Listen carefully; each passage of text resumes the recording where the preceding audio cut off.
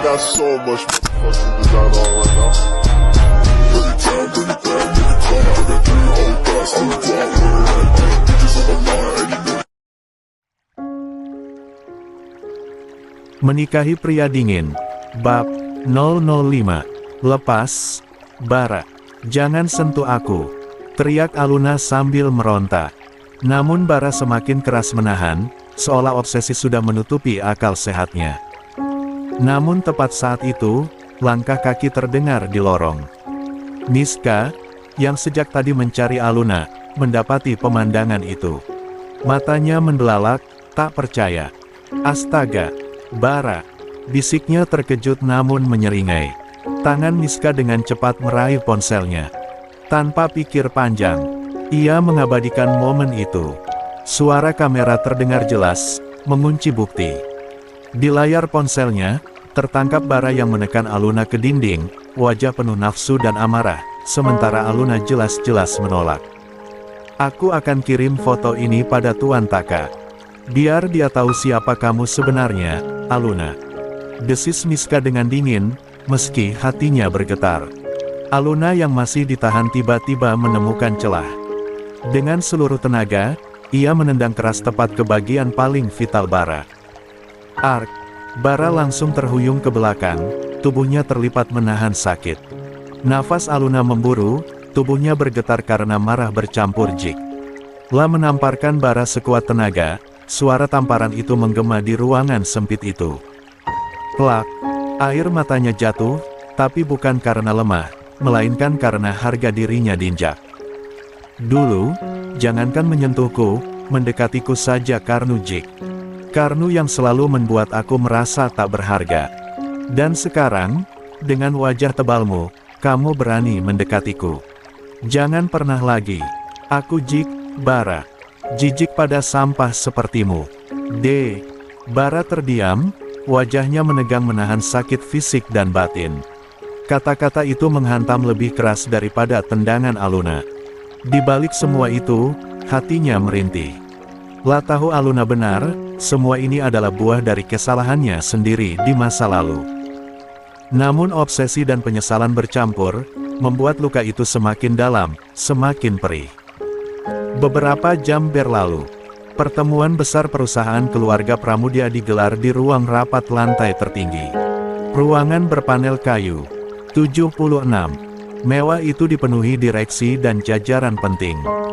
Bara duduk di kursi utama dengan wajah dingin, berusaha menutupi rasa sakit yang masih membekas di tubuh dan egonya.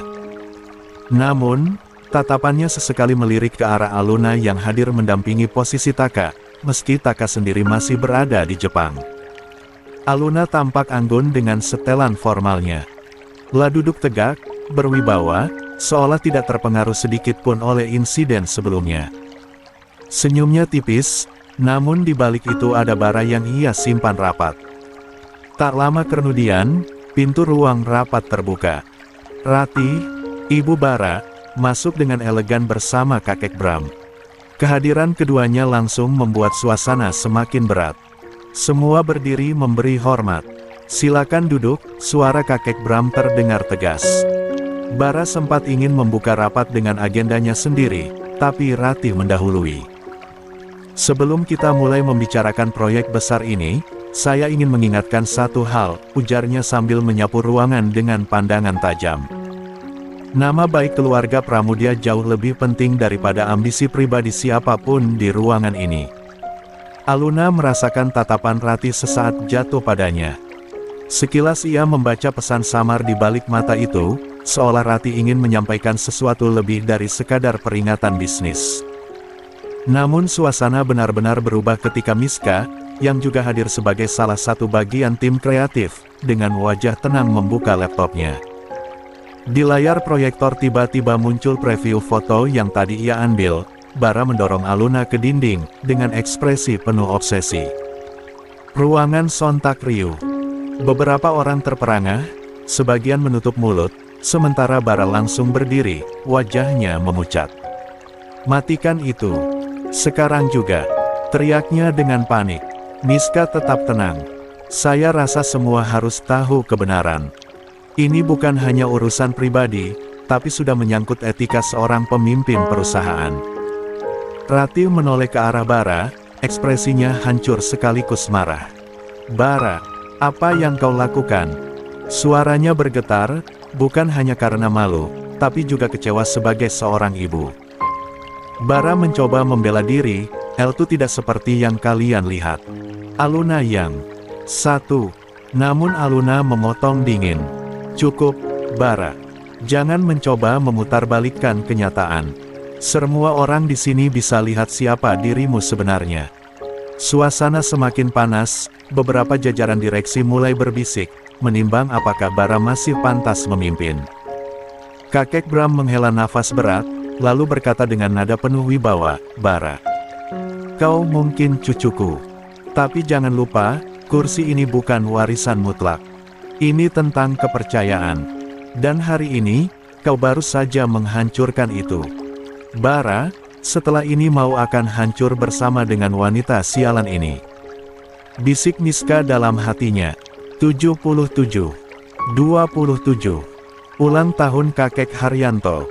Malam itu kediaman besar keluarga Wijaya dipenuhi cahaya lampu kristal dan dekorasi elegan bernuansa emas. Semua orang menyiapkan pesta ulang tahun ke-85 Haryanto dengan penuh hormat. Meski usianya sudah lanjut, kakek itu masih tegap dan berwibawa, mengenakan beskap Jawa dengan sorot mata hangat. Aluna berjalan beriringan dengan Raka yang tampak gagah dalam setelan kecinya.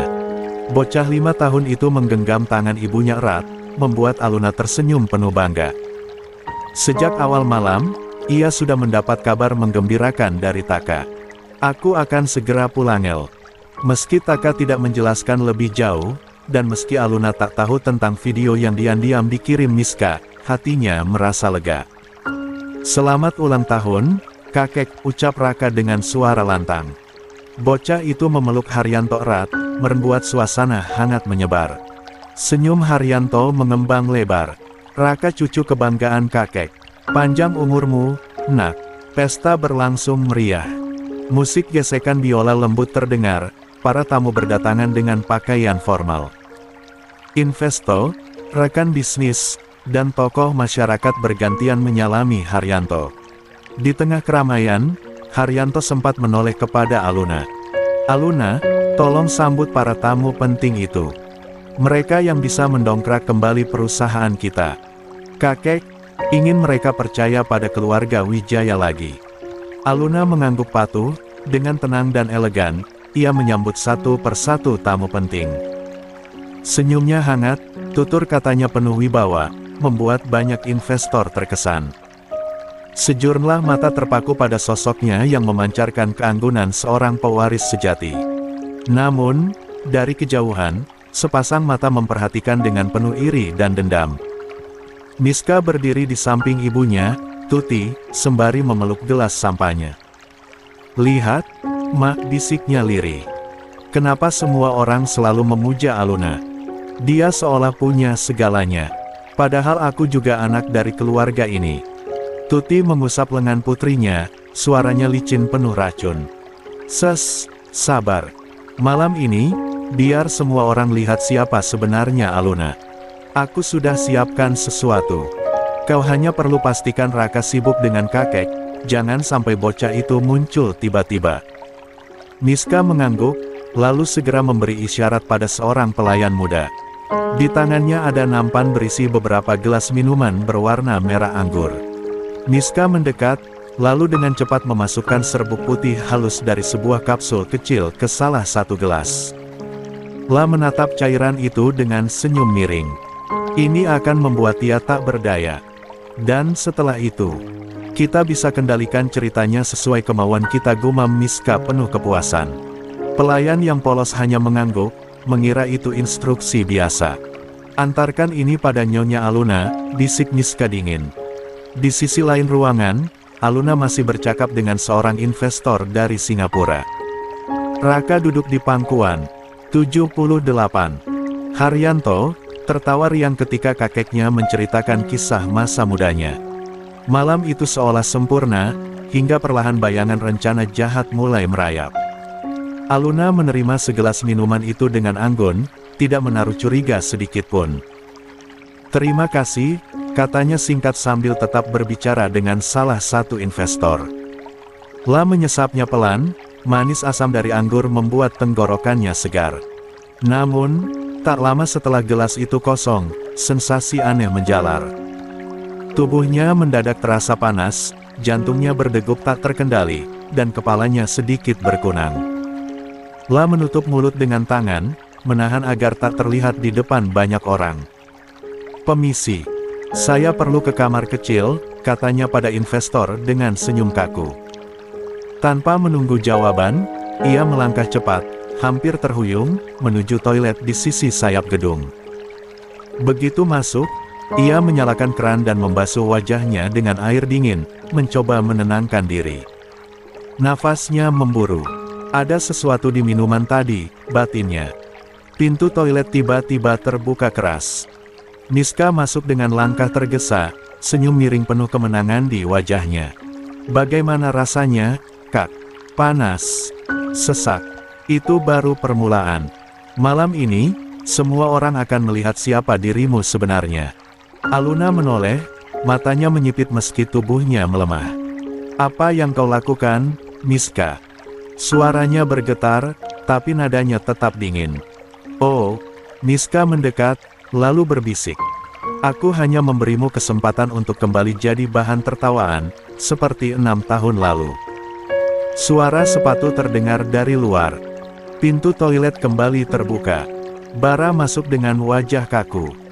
Untuk sesaat, Aluna terpaku melihat pria yang dulu pernah ia cintai berdiri di sana. Niska menoleh ke Bara dengan senyum penuh rencana. "Tepat waktunya. Denga, Kak Bara, ini kesempatannya." Aluna sudah tidak berdaya. "Kalau kau bisa tidur dengannya malam ini, aku jamin dia akan kembali padamu. Orang-orang akan percaya kau masih memiliki Aluna. Dan dengan begitu, takkah hanya akan jadi bayangan."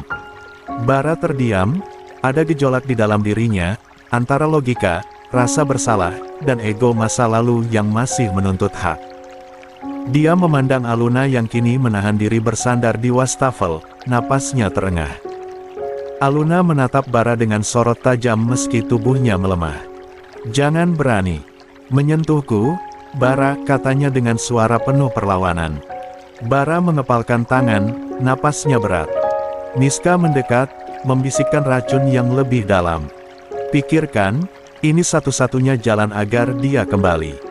Kau hanya perlu satu langkah lagi. Aku akan urus sisanya." Ruangan hening beberapa detik.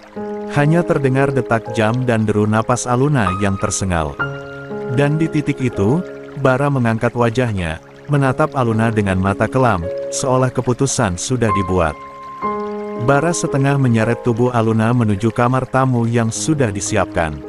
Nafasnya memburu, bukan hanya karena beban tubuh Aluna, tapi juga karena pikiran kotor yang terus menghantui.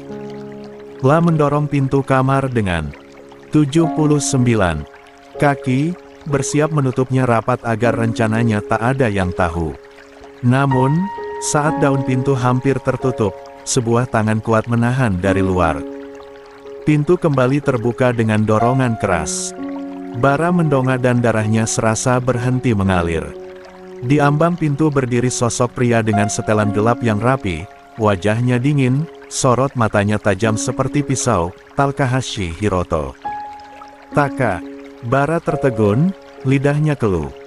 Sebelum sempat melanjutkan kata-katanya, tinju keras mendarat di wajahnya. Tubuh Bara terhuyung, terjatuh ke lantai. Sekali, 2 kali, 3 kali.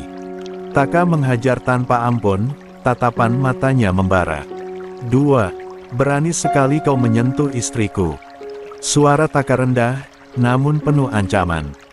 Bara menahan darah yang mengalir di sudut bibir, matanya dipenuhi keterkejutan sekaligus ketakutan. "Asisten, panggil Taka," singkat. Seorang pria bersetelan hitam masuk dengan langkah cepat, membungkuk hormat. "Bawa orang ini keluar. Pastikan dia tidak kembali mendekat." "As you comment, Sir." Asisten itu menarik Bara dengan paksa, menyeretnya keluar meski Bara masih mencoba berontak. Suara protesnya tertelan di balik pintu yang kembali tertutup rapat. Keheningan menyelimuti kamar. Taka menghela napas berat, menoleh ke arah ranjang tempat Aluna terbaring. Wajah istrinya tampak merah, matanya setengah terpejam, napasnya sedikit memburu. "Aluna." Taka duduk di tepi ranjang, tangannya terulur ingin membangunkannya. "Sayang, kau harus sadar. Aku sudah di sini. Tidak ada yang akan menyakitimu lagi." Tapi saat jemarinya hendak menyentuh pipi Aluna, tangan ramping itu lebih dulu meraih dasinya. Tarikan tiba-tiba membuat tubuh Taka condong ke depan, dan sebelum sempat menahan diri, bibirnya sudah bertemu bibir Aluna. Jantung Taka berdetak kencang, seakan hendak meloncat keluar dari dadanya. 6 tahun pernikahan mereka, 6 tahun ia menahan diri, menjaga jarak, tidak pernah menyentuh Aluna lebih dari sekadar genggaman tangan. Taka ingin mundur, ingin menolak. "Aluna, kau tidak sadar. Aku..." Namun, suara lirih Aluna memotong. Matanya menatap lurus ke arah Taka dengan kejernihan penuh, tak ada kabut mabuk di sana. "Aku tidak benar-benar minum minuman yang diberi Miska," bisiknya, hangat di telinga Taka. "Aku hanya ingin tahu siapa yang akan ada di sisiku malam ini." Wajah Taka memanas, tubuhnya menegang. "Aluna." Senyum tipis terukir di bibir istrinya. "Mulai malam ini, aku sepenuhnya milikmu, Hiroto Takahashi."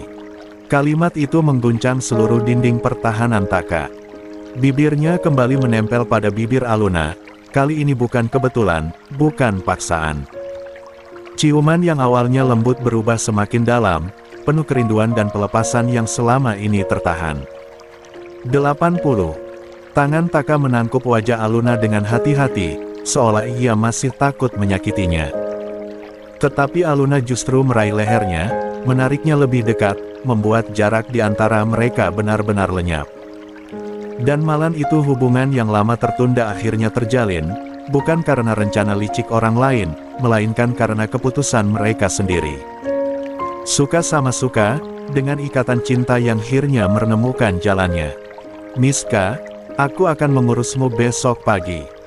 Mata Taka menyala memerah, rahang mengeras seakan ingin menenggelamkan Miska di dasar laut pada malam itu. 81. 28. Tunggu giliranmu Miska. Matahari pagi merambat masuk lewat celah tirai sutra tipis, memantulkan cahaya kemasan ke seluruh ruangan. Udara kamar terasa hangat, berbeda dengan biasanya yang dingin dan sunyi. Di ranjang besar itu, Aluna terbaring dengan kepala bersandar di dada Taka, jemari halusnya masih menggenggam dasi yang semalam ia tarik dengan penuh keberanian. Taka membuka matanya perlahan. Sorot matanya teduh, tetapi ada kilau baru yang tak pernah muncul selama 6 tahun terakhir, ketenangan bercampur kebahagiaan. Dia menunduk, melihat rambut hitam Aluna yang terurai, wajahnya yang danai, dan napasnya yang teratur, senyum tipis terukir di bibirnya. "Pagi pertama, yang benar-benar menjadi milikku," gumam Taka, hampir seperti bisikan yang hanya terdengar oleh dirinya sendiri. Aluna bergerak sedikit, matanya perlahan terbuka. Dia menatap Taka dengan pandangan lembut, berbeda dari tatapan dingin dan penuh luka yang dulu sering ia tunjukkan. "Kau sudah bangun." Suaranya serak, tetapi manis. Taka membelai rambutnya, jemarinya menyingkirkan helaian yang menutupi pipi Aluna. "Bagaimana mungkin aku bisa tidur lebih lama saat istriku ada di pelukanku begini?" Aluna tersenyum samar, matanya berkaca-kaca. "Aku masih takut. Semua ini hanya mimpi." "Kalau begitu jangan bangun dari mimpi itu," jawab Taka, mengangkat dagu Aluna dan mengecup bibirnya singkat. "Karena aku pun sudah terlalu lama menunggu. Aku tidak akan melepaskanmu lagi." Aluna memejamkan mata sejenak, merasakan ketulusan dalam nada suara suaminya. 6 tahun. Kau menungguku tanpa menyentuhku sama sekali. Karena aku ingin ketika saat itu datang, Taka menatapnya serius. Kau memberikannya dengan hati, bukan karena terpaksa. Dan semalam, kau sendiri yang memilihku, itu lebih berharga dari apapun. Air mata menetes di sudut mata Aluna, bukan karena sedih, melainkan lega. Dia meraih wajah Taka, lalu mengecup keningnya dengan lembut. Terima kasih, Taka, untuk kesabaranmu. Mulai hari ini, aku berjanji. Aku tidak akan lagi lari darimu. Keheningan indah kembali menyelimuti. Mereka hanya saling menatap, saling menggenggam, seakan dunia di luar kamar itu tidak ada. Taka kemudian terkekeh pelan, sesuatu yang jarang terjadi. Tapi ada satu hal. Apa? Tanya Aluna, bingung. Taka mengusap pipinya dengan ibu jari, lalu menatapnya penuh canda. Jika kau menarik dasiku lagi seperti semalam, mungkin aku akan benar-benar kehilangan kendali setiap hari. Aluna tertawa kecil, suaranya jernih, membuat suasana kamar semakin hangat. Kalau begitu, aku harus menyiapkan banyak dasi baru untukmu. Taka tak bisa menahan dirinya lagi, ia menarik tubuh Aluna lebih dekat, memeluknya erat.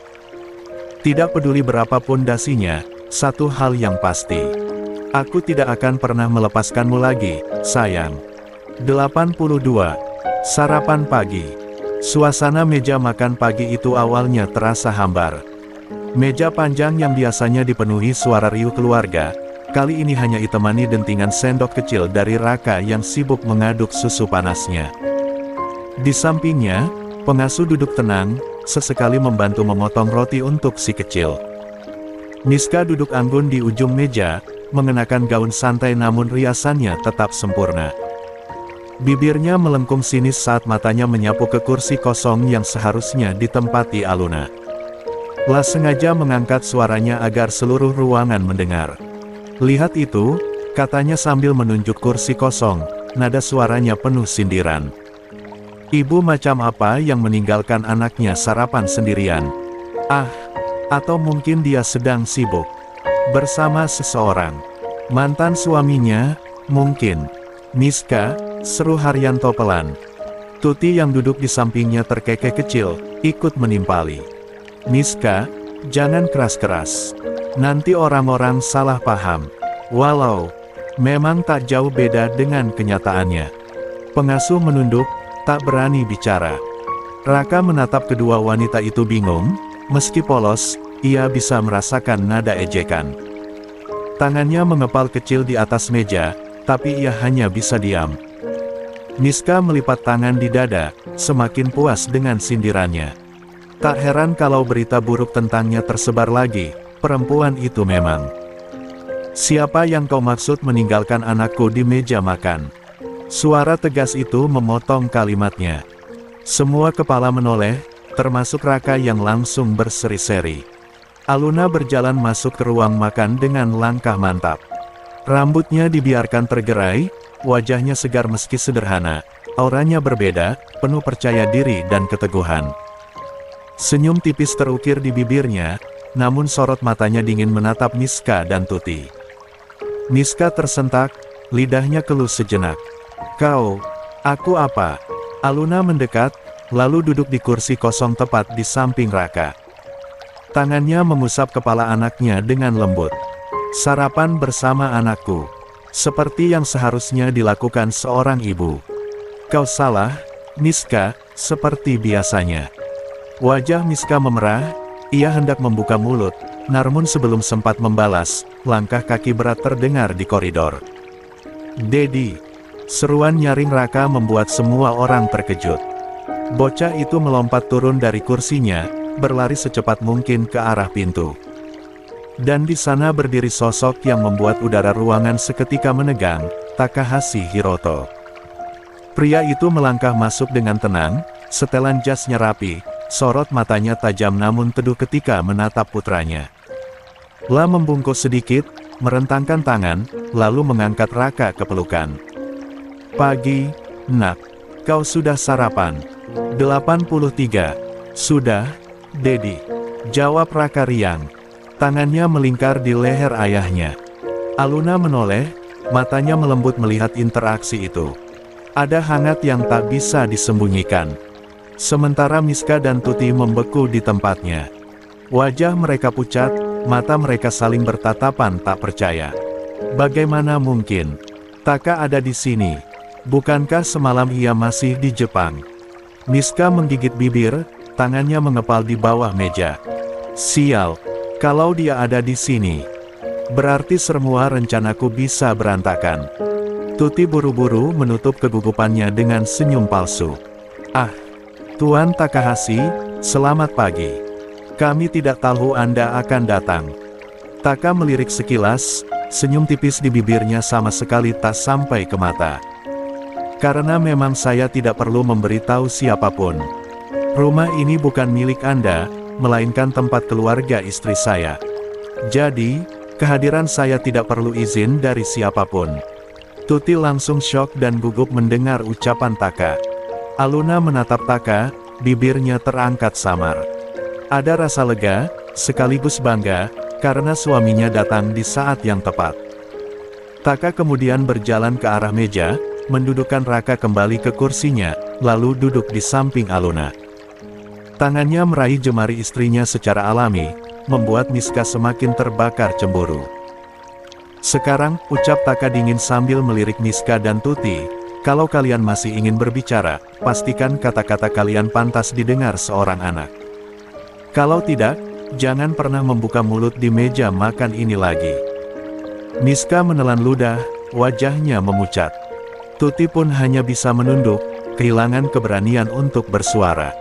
Aluna menatap keduanya dengan tatapan menang, lalu menyuapi Raka potongan kecil roti. Untuk pertama kalinya setelah sekian lama, meja makan itu benar-benar terasa seperti tempat keluarga yang sesungguhnya, meski di baliknya, badai besar masih menunggu. Bereskan segera perusahaan Pramudia. Taka mengirim pesan singkat itu pada asistennya. 84, 29. Hancurkan semua orang yang menyentuh istriku. Setelah suasana meja makan kembali tenang, Taka menyandarkan tubuhnya sedikit di kursi, meneguk kopi yang baru saja dituangkan pelayan. Tatapannya datar, tetapi jemarinya masih menggenggam tangan Aluna di atas meja. Lah sengaja menunjukkan sikap itu, tanda kepemilikan sekaligus perlindungan. Miska tak bisa menutupi kegelisahannya. Setiap kali melihat kedua tangan itu bertaut, dadanya seakan terbakar. Lah menunduk, pura-pura sibuk dengan piringnya, padahal pikirannya kalut. Aluna dengan sabar tetap meladeni Raka yang riang berceloteh tentang mainannya, seolah tidak terjadi apa-apa. Namun, di balik senyumnya, ia bisa merasakan aura dingin yang dipancarkan suaminya. Taka bukan hanya datang untuk sarapan, ia datang dengan maksud lebih besar. Beberapa menit kemudian, setelah Raka selesai makan dan berlarian kembali ke kamar bersama pengasuh, Taka menegakkan tubuhnya. Lah meletakkan cangkir kopi perlahan, kemudian berdiri. Aku harus ke kantor yang baru diresmikan hari ini, katanya datar, namun suaranya cukup tajam untuk menusuk. Ada urusan yang tidak bisa ditunda. Aluna mengangguk pelan. Hati di jalan. Tatapan Taka melunak sejenak pada istrinya, lalu kembali menegang ketika menoleh ke arah Miska dan Tuti. Dan kalian ucapnya, matanya menyipit. Ingat baik-baik apa yang kukatakan. Jangan ulangi kebodohan pagi ini. Sekali lagi kalian berani merendahkan istriku, kalian berurusan langsung denganku. Miska tercekat, wajahnya memucat pasi. Tuti buru-buru menunduk, tak berani menatap langsung. Taka melangkah pergi, menyambar jasnya, dan saat itulah ponselnya kembali bergetar.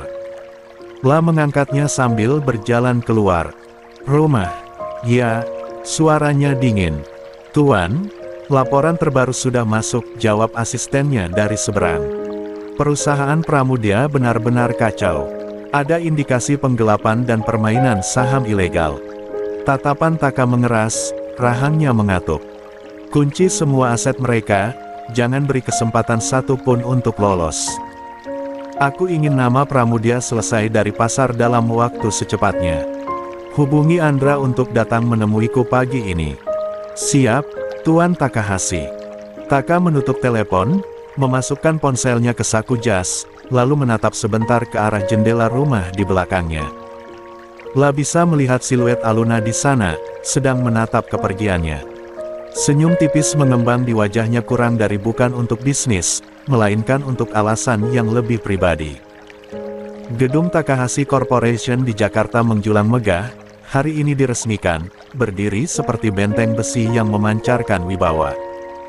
Pagi itu, para karyawan berbaris rapi di lobi, menundukkan kepala ketika sosok Taka melangkah masuk.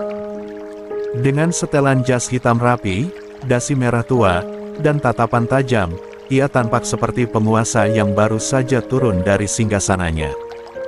85. Selamat pagi, Tuan Takahashi, sapa para staf hampir serempak.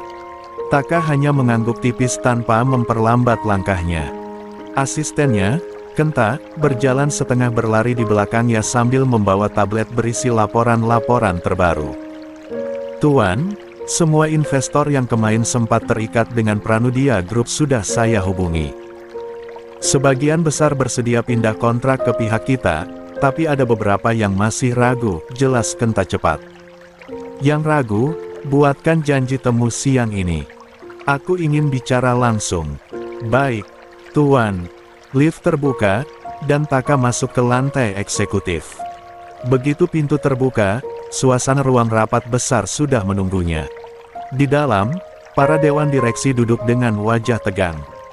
Beberapa sudah mendengar kabar bahwa Taka akan mengambil alih penuh kendali bisnis dari keluarga Pramudia. Begitu Taka masuk, seluruh ruangan otomatis terdiam.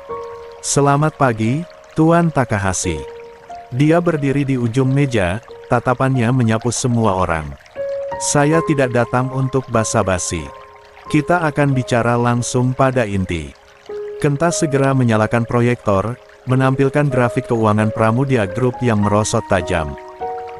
Dalam 6 bulan terakhir, mereka sudah kehilangan hampir 40% aset likuid. Penarikan dana besar-besaran sudah saya lakukan kemarin malam. Sekarang, mereka hanya tinggal nama. Beberapa dewan direksi saling berbisik, wajah-wajah mereka terkejut. Salah satu pria parubaya memberanikan diri angkat bicara. Tuan Takahashi, apakah langkah ini tidak terlalu agresif? Keluarga Pramudia masih memiliki koneksi kuat di pemerintahan. Taka menoleh, tatapannya dingin menusuk. Pemerintahan hanya menghormati kekuatan, bukan kelemahan. Dan saat ini, mereka adalah kelemahan terbesar di pasar. Pria itu langsung teriam, tak berani melanjutkan. Taka kembali berbicara, suaranya tegas dan penuh kendali. Aku tidak ingin separuh. Aku tidak ingin sisa. Aku ingin nama Pramudia hilang dari bursa. Hari ini juga, kita lakukan tender untuk semua proyek yang tersisa.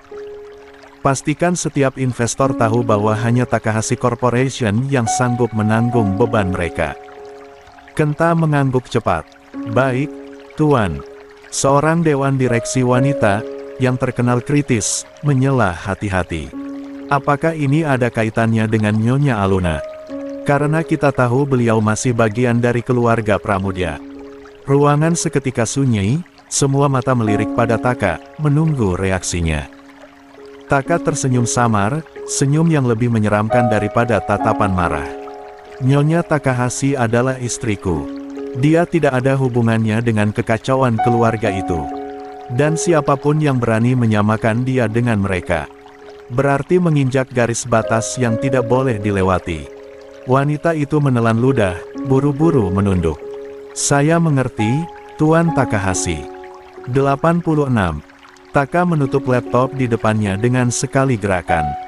Rapat selesai, laksanakan semua instruksi, jangan ada yang tertinggal.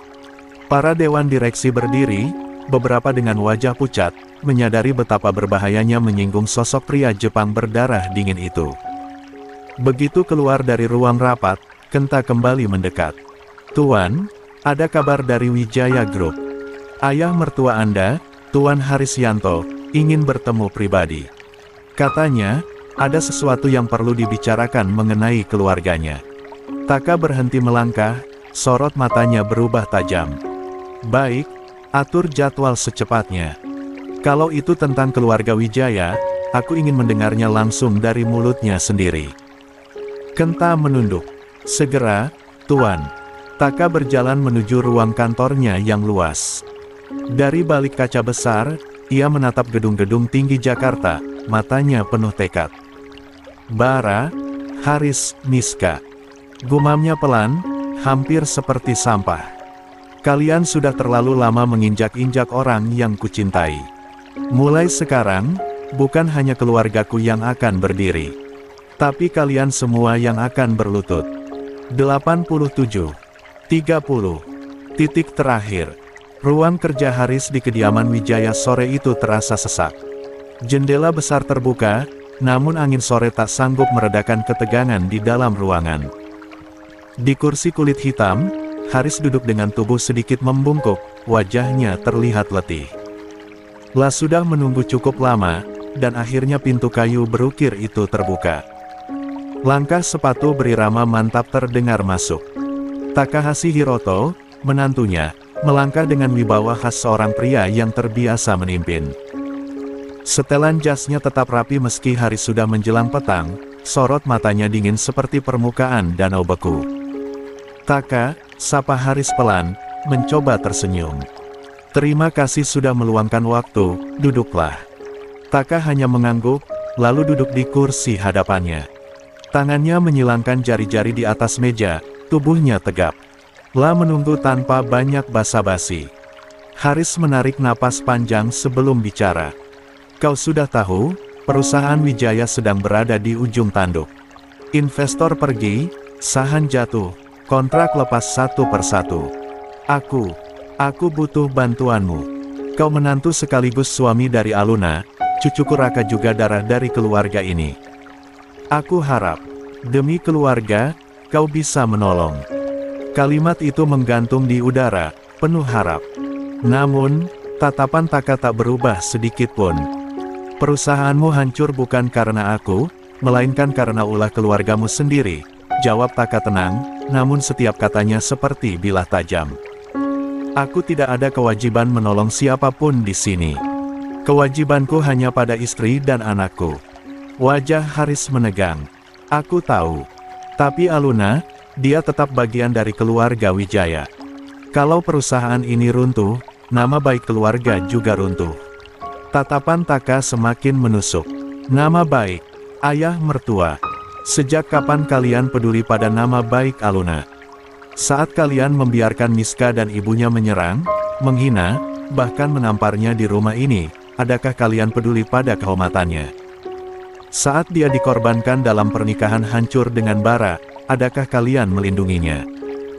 Haris terdiam, Taka mencondongkan tubuh ke depan, suaranya lebih rendah tapi penuh tekanan.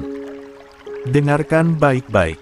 Aku tidak akan mengulurkan satu jari pun untuk membantu perusahaan ini, selama Miska dan Tuti masih tinggal di rumah ini. Mereka adalah akun, dan aku tidak akan membiarkan racun itu menyentuh keluargaku lagi.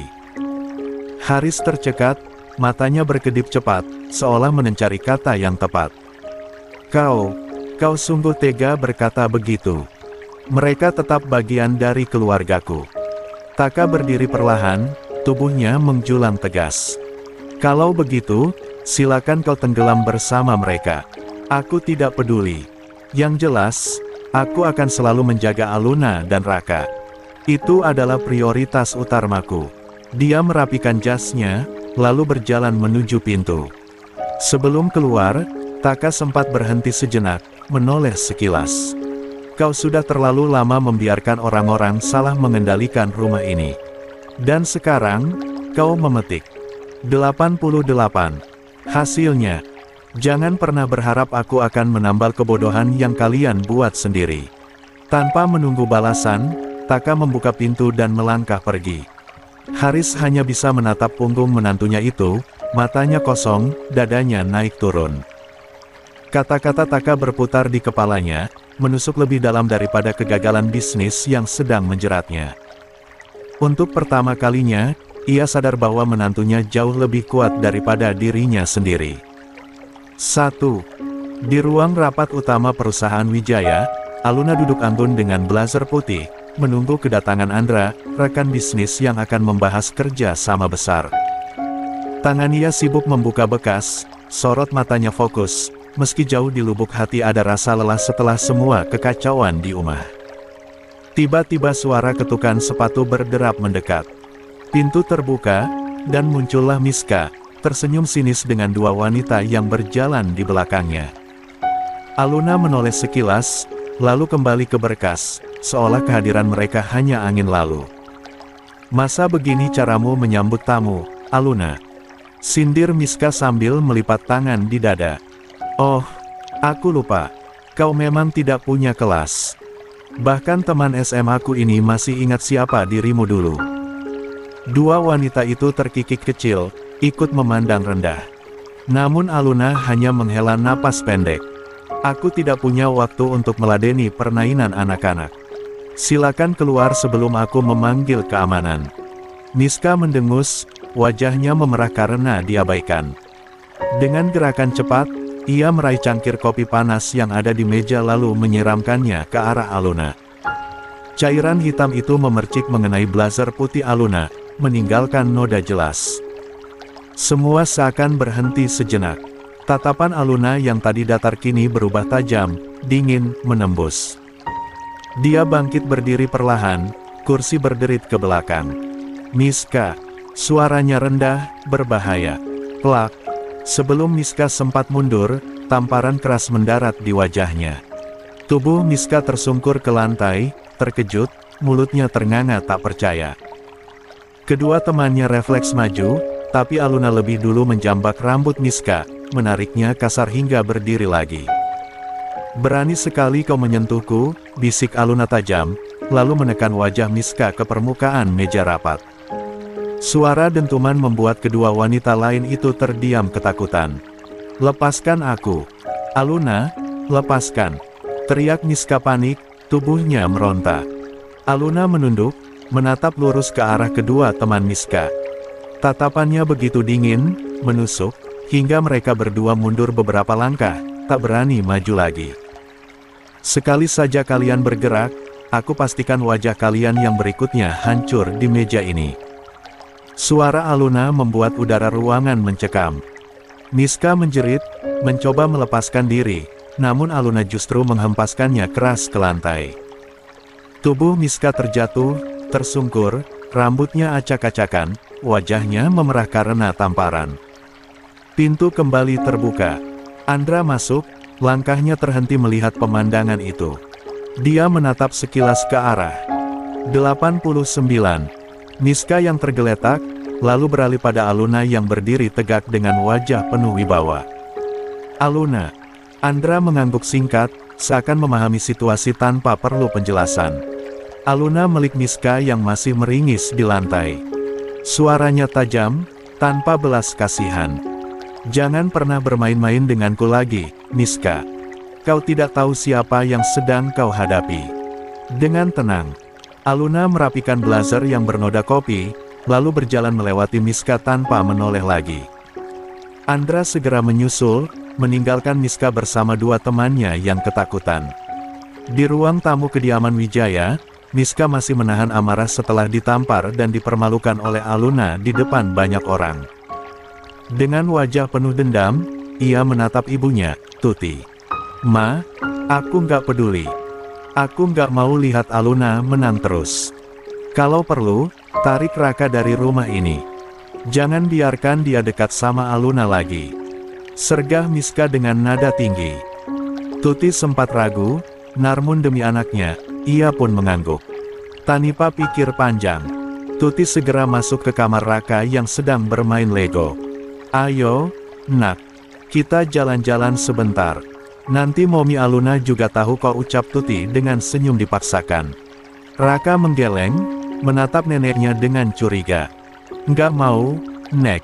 Aku mau tunggu Momi." Tuti menahan kesal, lalu menarik tangan kecil Raka dengan paksa. "Ayo ikut. Jangan banyak alasan." Raka berteriak, "Lepas. Aku mau Momi." Tapi teriakannya tak digubris. Tubuh mungilnya digiring keluar, sementara tangisnya pecah. Pengasuh pun tak berani melawan. Di halaman, Miska sudah menunggu dengan mobil. Dengan cepat, Raka dimasukkan ke kursi belakang. Mobil pun melaju meninggalkan Rurnah, meski bocah itu terus memberontak. Di tengah perjalanan, Raka akhirnya berhasil membuka sabuk pengamannya. Saat mobil berhenti di lampu merah, ia langsung mendorong pintu dan berlari keluar. "Raka, jangan!" teriak Tuti, wajahnya panik. Namun, terlambat, dari arah berlawanan, sebuah mobil melaju kencang. Tubuh kecil Raka terpental ke aspal. Tuti menjerit histeris, sementara Miska menutup mulutnya dengan kedua tangan, wajahnya pucat pasi. Namun, yang keluar dari mobil ternyata Bara. Dia membeku melihat anak kecil yang tertabrak olehnya. Begitu menyadari itu Raka, darahnya seakan berhenti mengalir. "Raka!" teriak Bara, langsung menggendong anaknya yang terluka. "Cepat buka jalan. Bawa dia ke rumah sakit sekarang juga." Suaranya menggelegar, panik bercampur ketakutan. Tuti berdiri kaku, wajahnya pucat, lalu tanpa pikir panjang ia justru melarikan diri bersama Miska. Mereka meninggalkan Raka begitu saja dalam keadaan kritis.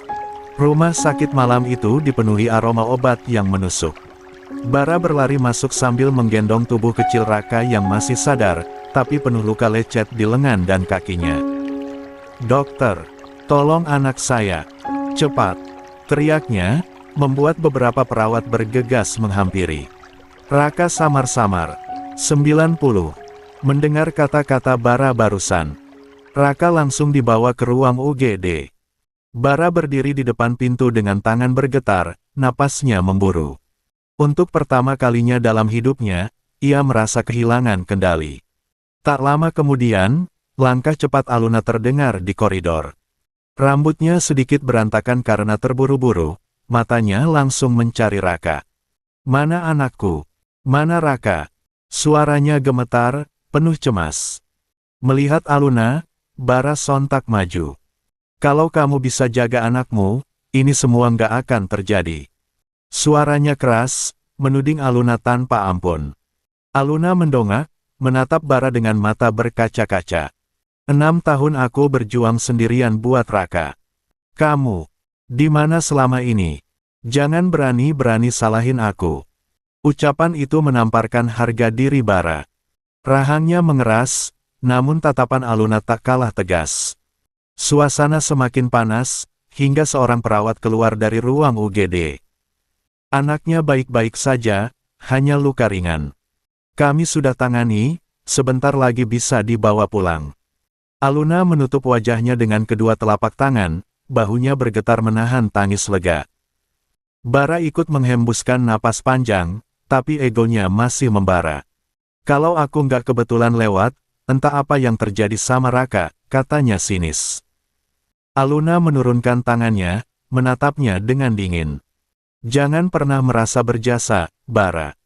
Karena sejatinya, kamu yang paling banyak menyakiti kami berdua." Sebelum Bara sempat membalas, ponselnya berdering. Nama kakek terpampang di layar. Dengan wajah tegang, ia mengangkatnya. "Bara, cepat pulang. Perusahaan mulai goyah.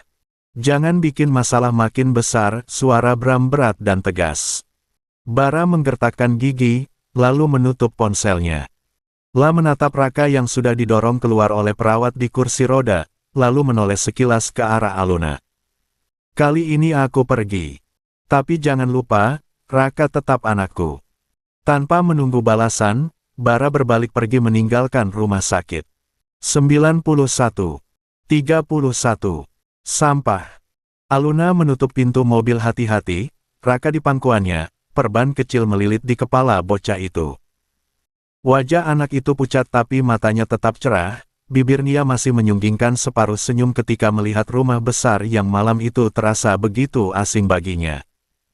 Aluna membopong Raka ke dalam rumah dengan satu tangan, tangan lainnya menutup kantong plastik berisi obat dan perban cadangan. Begitu langkahnya menjejak ruang tamu, pemandangan yang membuat darahnya mendidih langsung menerjang. Tuti dan Miska duduk santai di sofa, seperti dua ratu yang baru saja memenangkan permainan. Tuti memegang cangkir teh, Miska bermain-main dengan ponsel, ekspresi puas mereka jelas-jelas. Aluna terhenti sejenak, napasnya menegang. Dia melepaskan Raka ke pelukan pengasuh dengan suara pelan, lalu langkahnya mendekat ke Tuti. Tanpa diduga, ia meraih lengan Tuti dan menariknya paksa ke posisi berdiri. Tuti. Suaranya padam, dingin seperti uap pagi. Kau pikir apa yang kalian lakukan itu lucu? Sebelum Tuti sempat menjawab, satu tamparan keras mendarat di pipinya. Tuti terhuyung dan tersungkur di lantai sofa, pipinya memerah. Sekejap ruang itu sunyi, hanya terdengar napas Aluna yang berat. Mata Aluna menyala penuh kemarahan. Kalian hampir membunuh anakku. Teriak Aluna, suaranya pecah. Kalian bawa Raka pergi tanpa izin, kau biarkan bocah itu lari. Apa kau sadar kalau itu bisa berakhir fatal? Apa kau mau anakku mati demi permainan kotor kalian? Tuti tergeletak, tangan menutupi pipi, matanya membara antara malu dan takut. Miska bangkit dengan cepat, wajahnya merah padam bukan hanya karena tamparan, melainkan juga karena rahasia rencananya yang hampir terbongkar. Sebelum Miska sempat melancarkan serangan balik, Haris muncul dari tangga, ekspresi panik di wajahnya segera berubah menjadi marah saat melihat Tuti terjungkal. Aluna, apa maksudmu mempermalukan istri orang di ruang tamu? Haris meloncat, menarik lengan Aluna dengan kasar. Semua bergerak dalam sekejap, Aluna menatap Haris, matanya menyala. Namun Haris sudah lebih dulu kehilangan kontrol. Ia menamparkan Aluna keras hingga sudut bibirnya sobek dan darah tipis mengucur. Suara tamparan itu bergema, kemudian hening. Luka di bibir Aluna menghitamkan udara, rasa sakit fisik menyengat, tetapi lebih dari itu ada penghinaan lama yang merekah kembali. Darah mengkilap di pipi membuat semua orang terkejut. Aluna menahan air mata sejenak, lalu sebuah senyum getir terlukis di bibirnya. Dengan dingin ia menyeringai, dan sejurus kemudian dia membalas dengan tamparan keras tepat ke pipi Haris. Haris terhuyung mundur, ekspresinya berubah dari marah menjadi bengong. Aluna menatapnya tanpa belas kasihan. "1. Kalian semua sampah." Suaranya menusuk. "Pantas berjodoh, kalian yang selalu menginjak orang lain demi kepentingan sendiri." Haris terkesiap, kemudian berteriak, "Jaga ucapanmu, Aluna. Kau tidak tahu sopan santun." Sebelum kata-kata itu selesai, pintu depan diketuk keras. Sesosok tinggi masuk dengan langkah cepat, yaitu Taka. Dia, 92, baru saja kembali dari urusannya dan memutuskan untuk pulang lebih dulu, mungkin karena firasat, mungkin karena panggilan hati.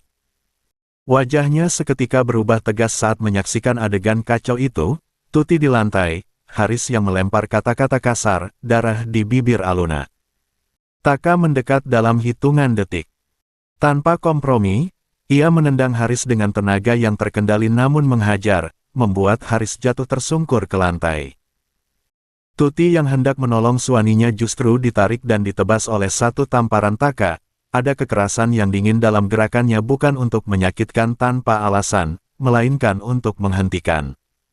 1. Jangan pernah lagi menyentuhnya. Suara Taka rendah, seperti gemuruh dari dasar. 1 langkah lagi, dan aku patahkan kakimu. Kau mengerti? Miska menjerit, Tuti menangis, Haris terkapar dengan muka pucat. Ada getar ketegangan yang menempel di udara, bukan sekadar perkelahian keluarga ini peringatan dari Taka. Aluna merasakan sesuatu di dadanya mencair dan mengeras sekaligus melihat reaksi suaminya. Dia melangkah maju, menahan tangan Taka yang hendak menerjang lebih jauh. "Hentikan," pinta Aluna, nadanya bergetar namun tegas. Jangan bunuh dia, Taka. Aku tidak ingin ini menjadi sesuatu yang akan menjerat kita semua." Taka menatap Aluna, napasnya terengah. Matanya menyiratkan badai, amukan yang sangat dalam, namun juga tunduk pada kata istrinya. Dia menarik tangannya kembali, menenangkan diri, membiarkan suara kasar itu mereda. Namun kata-kata terakhirnya tetap menggema, keras dan penuh ancaman. 1 kali lagi aku lihat kau menyentuhnya seperti itu, aku pastikan kau tidak akan berdiri lagi di sini. Suaranya seram, tetapi ada getar perlindungan yang tak terelakkan. Oh, Haris yang masih terduduk ternganga melihat perubahan mendadak ini. Ia melihat Taka, bukan sebagai menantu, tetapi sebagai lawan yang tak bisa ditawar. Tuti bergetar, Miska membeku. Rumah itu seperti runtuh, segala keseimbangan lama hancur berkeping. Taka memandang ke arah Aluna, wajahnya lunak sejenak. Dia meraih tangan Aluna, mengusapnya lembut, lalu menuntun dia perlahan ke arah kamar, bukan untuk melarikan diri, melainkan untuk menjauhkan istrinya dari racun rumah itu. Di depan pintu, ia menoleh kepada Haris dan Tuti, suaranya dingin. Kalian akan bayar untuk ini. Tapi sekarang aku bawa Aluna ke kamar dulu. Jangan sampai aku dengar apapun lagi sebelum aku pikirkan langkah selanjutnya untuk menguburkan kalian hidup-hidup. Aluna menoleh dan melihat Taka bukan lagi hanya sebagai pemegang nama, tetapi sebagai penjaga yang tak terelakkan. Matanya menangkap tatapan suaminya yang sangat marah namun penuh cinta dan untuk pertama kali dalam waktu lama ia merasa ada yang benar-benar membela dan melindunginya tanpa syarat. Tuan, perusahaan Pramudia telah hancur. Tuan Bran telah mengundurkan diri dari perusahaan Pramudia. Namun, Tuan Bara terlihat masih berusaha mencoba mempertahankannya. Dia mencari investor untuk saat ini, pesan singkat dikirim oleh asisten Taka. 93. 32. Hukuman itu belum cukup. Kabar perusahaan Pramudia yang oleng membuat Bara tak tinggal diam. Malam itu, ia duduk di ruang kerjanya dengan wajah keras, telepon genggamnya terus berdering. Beberapa investor dia hubungi.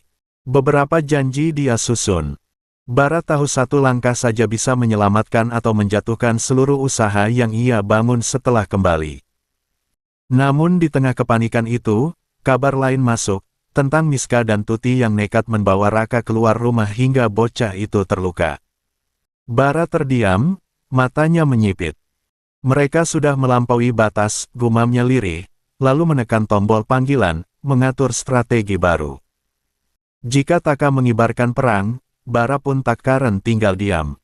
Di sisi lain, kediaman Wijaya digemparkan dengan kedatangan polisi. 2 mobil patroli berhenti di depan halaman besar. Sirinenya meraung sebentar, lalu padam. Petugas turun dengan wajah serius, membawa surat perintah yang sudah ditandatangani. Taka berdiri di depan, sikapnya tegas.